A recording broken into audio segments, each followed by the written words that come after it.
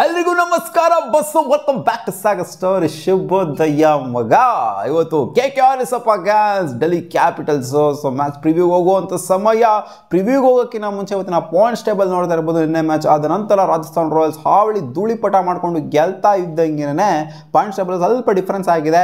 ಹೈದರಾಬಾದ್ ಅವರು ಕೆಳಗಡೆ ಬಂದಿದ್ದಾರೆ, ಇವರು ಮೇಲ್ಗಡೆ ಹೋಗಿದ್ದಾರೆ. ನಟ್ ರನ್ ರೇಟ್ ಆಧಾರದ ಮೇಲ್ಗಡೆ ಹೋಗಿದ್ದಾರೆ. ಸಖತ್ ರನ್ ರೇಟಲ್ಲಿ ಗೆದ್ರೋಗರು ನೆನೆ ಅವನ ಅಜ್ಜಿ ಚಿಂದಿ ಉಡಾಯಿಸಿ ಇಟ್ಬಿಟ್ರು ಹಂಗೇನೆ ಗುಜರಾತ್ ಟೈಟನ್ಸ್ನ. ಸೊ ಗುಜರಾತ್ ಟೈಟನ್ಸ್ಗೆ ಏನಾಗಿದೆ ಇಲ್ಲಿ ಅಂತಂದ್ರೆ ಕೆಳಗಡೆ ಕೂಸ್ತಿದ್ರೆ ನಾವೇನು ಅನ್ಕೊಂಡಿದ್ವಿ ಗುಜರಾತ್ ಟೈಟನ್ಸ್ ಸೋಲ್ಬೇಕು ಅಂತ. ಬಟ್ ಆದ್ರೂ ಪ್ರಿಡಿಕ್ಷನ್ ಗುಜರಾತ್ ಟೈಟನ್ಸ್ ಗೆಲ್ತಾರೆ ಅಂತ ಅನ್ಕೊಂಡಿದ್ದೆ.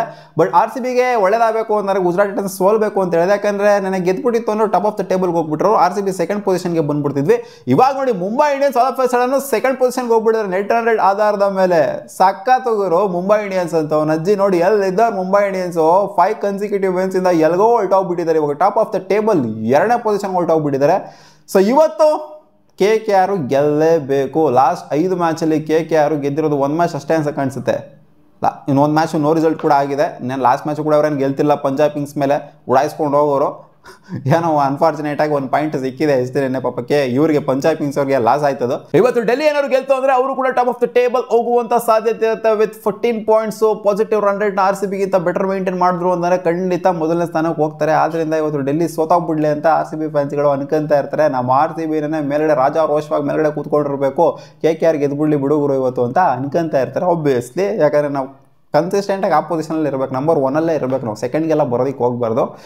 ಆ್ಯಂಡ್ ಪರ್ಸೆಂಟೇಜ್ ವಿಚಾರಕ್ಕೆ ಬಂತು ಅಂದರೆ ಪ್ಲೇ ಆಫ್ಗೆ ಕ್ವಾಲಿಫೈ ಆಗುವಂಥದ್ದು RCBಗೆ ಇದೆ 96%. ಕರೆಂಟ್ಲಿ 96% ಕ್ವಾಲಿಫೈ ಆಗುವಂಥ ಸಿನಾರಿಯೋ. 75% ಮುಂಬೈ ಇಂಡಿಯನ್ಸ್ಗಿದೆ and 68% it's Gujarat Titans. So ಕ್ಲೋಸಲ್ಲೇ ಇದೆ. ಆ್ಯಂಡ್ 65% ಇವ್ರಿಗಿದೆ ಡೆಲ್ಲಿ ಕ್ಯಾಪಿಟಲ್ಸ್ ಅವ್ರಿಗೆ. ಆ್ಯಂಡ್ 56% ಪಂಜಾಬ್ ಕಿಂಗ್ಸ್ಗಿದ್ರೆ, 21% ಲಕ್ನೋ ಸೂಪರ್ ಜೈಂಟ್ಸ್ಗಿದೆ. ಆ್ಯಂಡ್ 7% ಇರೋದು KKRಗೆ, 0% ರಾಜಸ್ಥಾನ್ ರಾಯಲ್ಸ್ಗಾಗಿರಲಿ. ಸನ್ರೈಸ್ ಹೈದರಾಬಾದ್ಗೆ 0.2% ಇದೆ.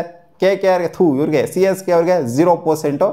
ಇಲ್ಲ ಸನ್ರೈಸ್ ಹೈದರಾಬಾದಿಗೆ ಬಂದ್ಬಿಡೈತಲ್ಲ ಬಾರಿ. ರಾಜಸ್ಥಾನ್ ರಾಯಲ್ಸ್ಗೂ ಕೂಡ ಅದೇ 0.002% ಅಂತ ಅನ್ಕೊಳ್ಳಿ. ಲಾಸ್ಟಲ್ಲಿರುವಂಥ 3 ಟೀಮನ್ನು ಕೂಡ ಕ್ವಾಲಿಫೈ ಆಗೋದಿಲ್ಲ. ಏನಿದ್ರು ಕಾಂಪಿಟೇಷನ್ ಇದೆ KKR ಇಂತ ಮೇಲ್ಗಡೆ ಅಷ್ಟೇ. ಅದು KKR ಇವತ್ತು ಗೆಲ್ಲೇಬೇಕು. ಇವತ್ತೇನಾದ್ರು ಸೋತರು ಅಂತ ಅನ್ಕೊಳ್ಳಿ KKR ಕೂಡ ಆಲ್ಮೋಸ್ಟ್ ಗಾನ್ ಕೇಸ್ ಆಗೋಗ್ಬಿಡ್ತಾರೆ, ಮನೆಗೇನೆ ಲೆಕ್ಕ. ಇವತ್ತು ಮ್ಯಾಚ್ ನಡೀತಿದೆ ಅರುಣ್ ಜೇಟ್ಲಿ ಸ್ಟೇಡಿಯಂ ಅಲ್ಲಿ. ಡೆಲ್ಲಿ ನಡೀತಾ ಇರುವಂಥ ಮ್ಯಾಚ್ ಹೆಡ್ ಟು ಹೆಡ್ ಆಗಿದೆ.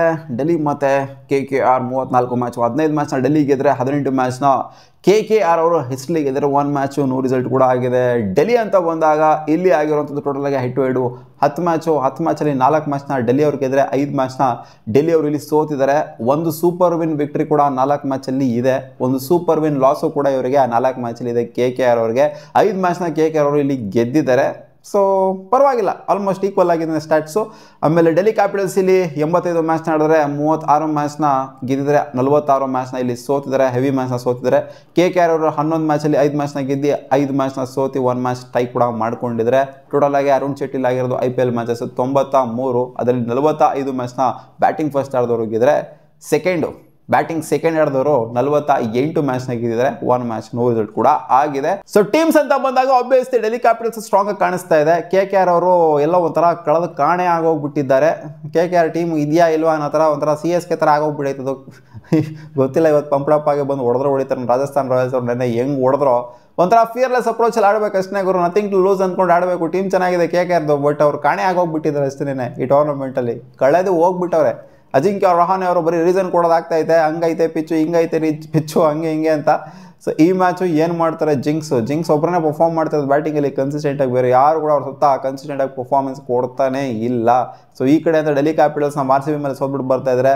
ಮಸ್ತಾಗಿದೆ ಅವರು ಟೀಮ್ ಡೆಲ್ಲಿ ಕ್ಯಾಪಿಟಲ್ಸ್. ಏನೋ ಲಾಸ್ಟ್ ಮ್ಯಾಚು ಸ್ವಲ್ಪ ಅಲ್ಲಿ ಇಲ್ಲಿ ಆಯಿತು ಅಷ್ಟೇ, ವಿಕೆಟ್ಸ್ಗಳನ್ನ ಕಳ್ಕೊಂಡು ಉಣ್ಕೊಂಡು ಹೋದ್ರು. ಬಟ್ ಈ ಮ್ಯಾಚು ನನ್ನ ಪ್ರಕಾರ ಡೆಲ್ಲಿ ಕ್ಯಾಪಿಟಲ್ಸು ಗೆಲ್ತಾರೆ ಅಂತ ಒಂದು ಸ್ಟ್ರಾಂಗ್ ಬಿಲೀಫ್ ಫ್ಯಾಕ್ಟರ್ ಹೇಳ್ತಾ ಇದೆ.